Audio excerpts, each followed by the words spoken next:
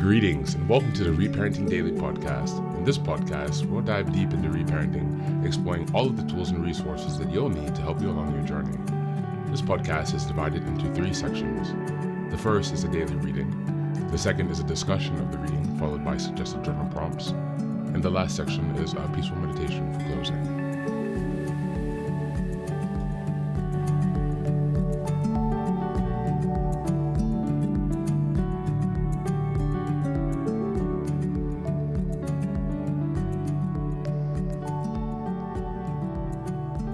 Good morning, good afternoon, and good evening from whenever and wherever you're joining us.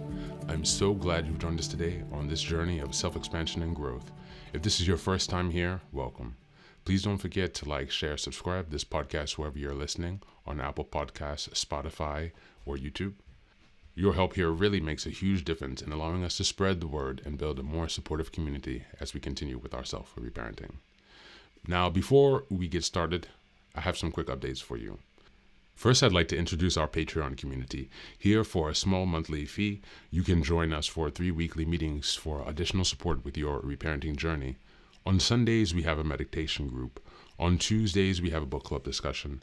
And on Thursdays, we have open topic conversations. You can find out more details about this if you go to the Reparenting Daily website and check out on the community tab. In addition to that, we also have a WhatsApp group to foster more daily connection and support for whenever you need it. And this is a community of fellow travelers from around the world who will always be there when help is needed.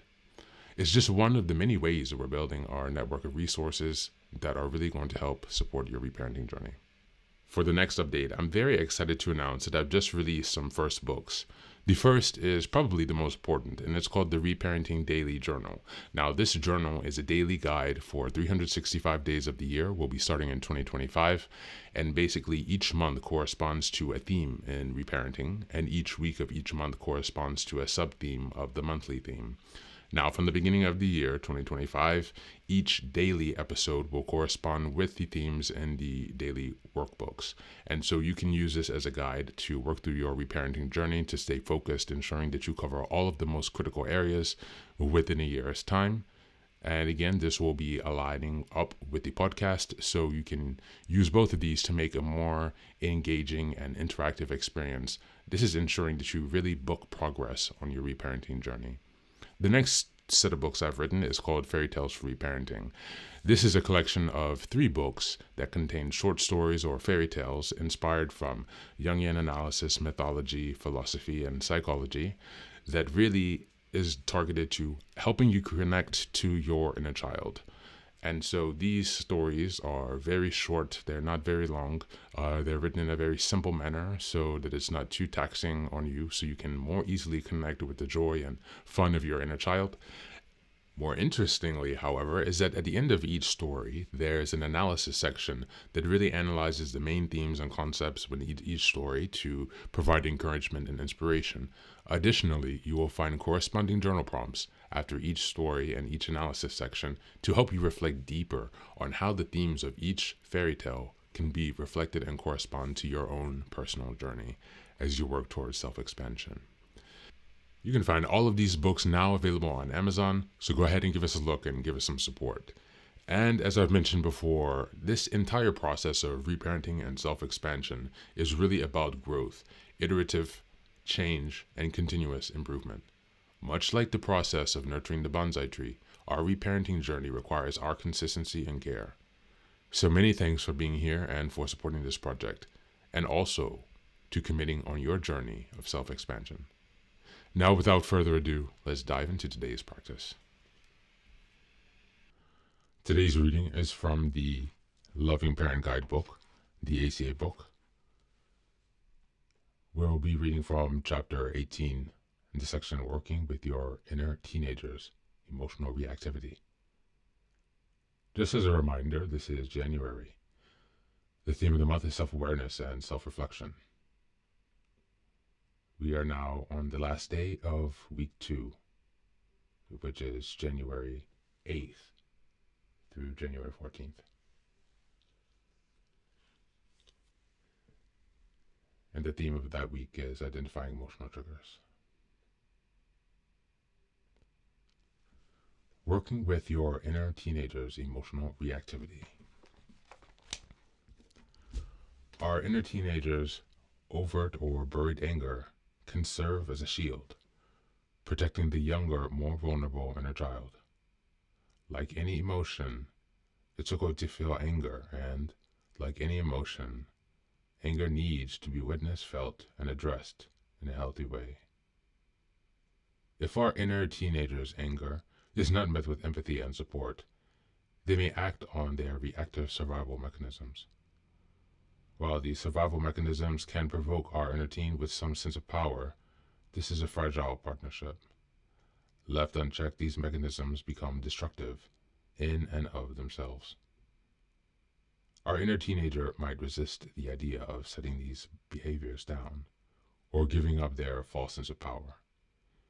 We need our loving parent in the driver's seat to protect, nurture, support, and guide our inner teenager. The inner teenager's anger can be challenging and trigger another inner family member's fear of angry people. When our inner teen's anger arises, the inner child may feel shame or panic about overreacting or being out of control in the past, or fear of losing control in the future. They may believe there is something wrong with them for feeling angry. If the inner child's fear or false belief takes over often, we may start keeping people at a distance to avoid conflicts or situations that would provoke our inner teen's anger. In other situations, our parentified inner teen can also be preoccupied with fixing situations that our inner child gets neglected entirely. Learning to work with our inner teenager's anger can free us from this self-imposed isolation.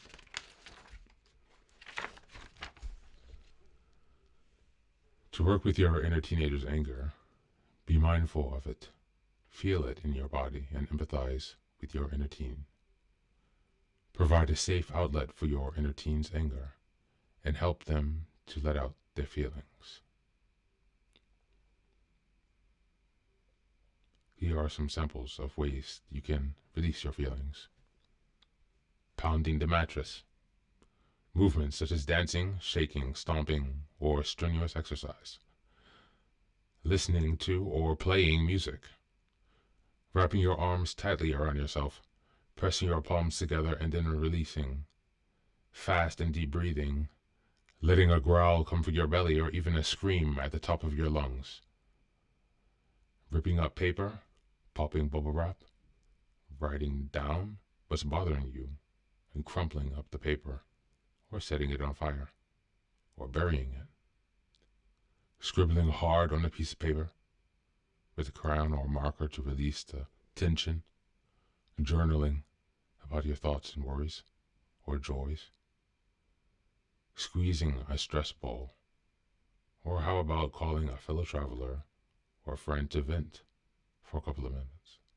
This can help you access some of your underlying feelings. That's the reading for today.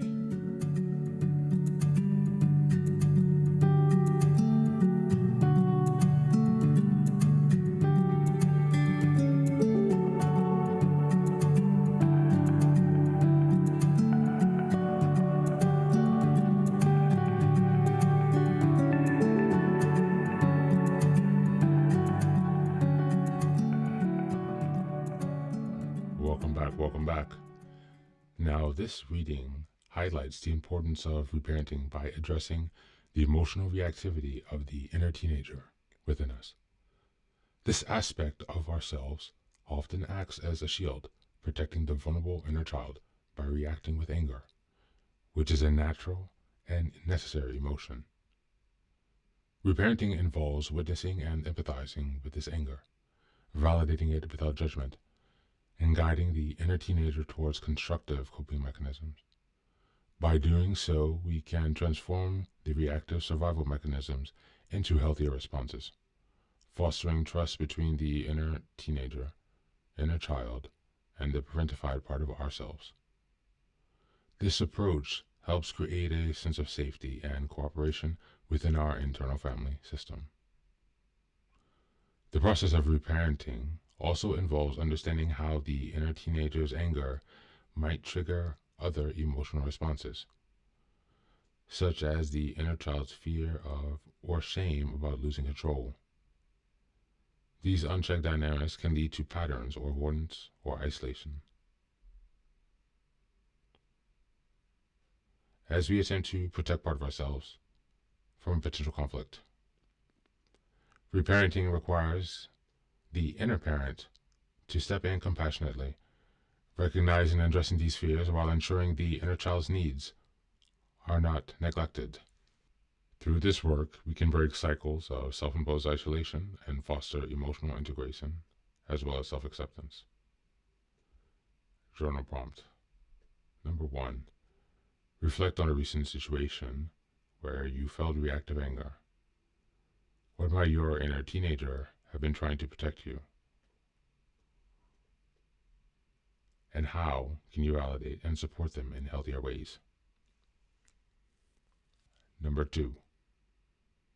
Think about a time when you avoided conflict or distanced yourself from someone out of fear.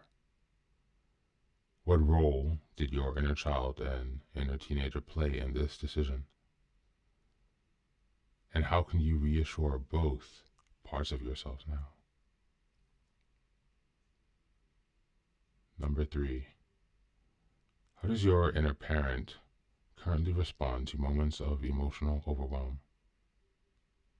What steps can you take to better nurture and guide your inner teenager and the inner child moving forward? Thank you, and that's it for today. As always, take care and be well.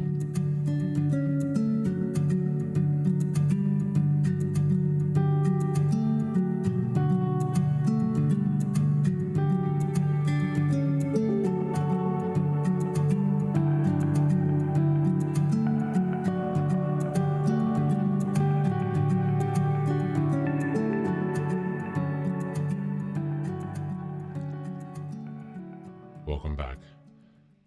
Now, this is the third and final section of the daily podcast. This is your silent meditation. Please find a place where you can be comfortable and undisturbed, where you can relax and spend some time with yourself for this 10-minute meditation. You can choose to be sitting, standing, lying, whatever makes you comfortable today. Listen to yourself. And next, be sure that you're taking some time to be with your breath, to connect with your body. Don't be disturbed by your thoughts. Allow them to pass and just observe. Do not engage. And use this time to connect with yourself, whatever time of day you're listening to this. Namaste.